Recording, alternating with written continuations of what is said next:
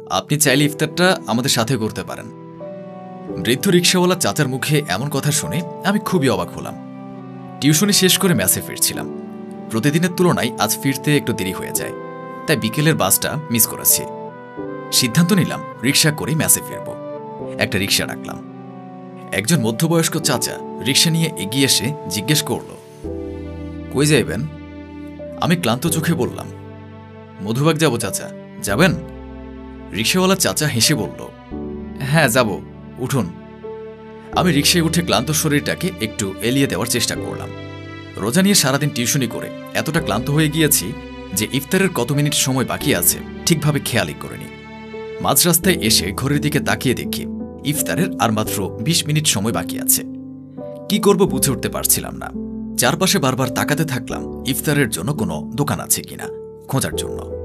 আমার তড়িঘড়ি দেখে রিকশাওয়ালা চাচা বলল, কি হলো, আপনি কি কিছু খুঁজছেন?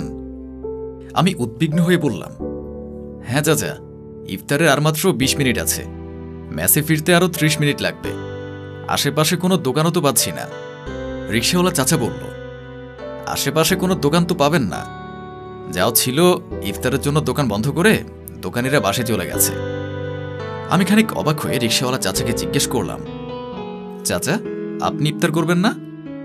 চাচা হেসে বলল, হ্যাঁ করব। আপনাকে একটা কথা বলি, যদি কিছু মনে না করেন। সামনে আমার বাসা, বাসায় আমি আর আমার স্ত্রী থাকি। আপনি চাইলে আজকের ইফতারটা আমাদের সাথে করতে পারেন। চাচার কথা শুনে আমি অবাক হলাম, আর কোনো উপায় না পেয়ে চাচাকে বললাম, ঠিক আছে চাচা, চলুন। একটু সামনে এসে চাচা রিকশা সমেত একটা ছোট্ট বাসায় ঢুকল আর আমাকে বলল, ভেতর আসুন। চাচা বাসার দরজায় নক করতেই একজন মধ্যবয়স্ক মহিলা দরজা খুলে দিল।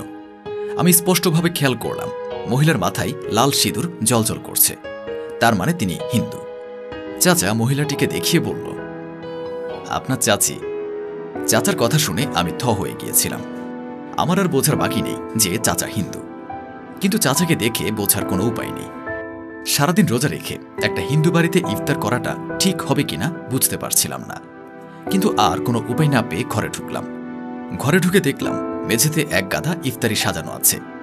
ঘরের কোণের টিভিতে আজান পড়লে আমার দিকে কিছু খেজুর আর একটা শরবতের গ্লাস এগিয়ে দিয়ে বলল, আজান হয়ে গেছে, খাওয়া শুরু করো বাবা।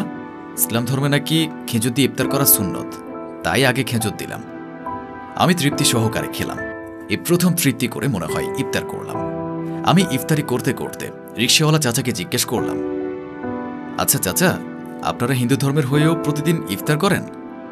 চাচা মুচকি হেসে বলল, হ্যাঁ, প্রতিদিন কোনো না কোনো মুসলিম প্যাসেঞ্জার বাসায় নিয়ে আসি, তারপর একসাথে ইফতার করে। রাস্তায় কোনো অসহায় পথযাত্রী থাকলে তাকেও ইফতার করাই।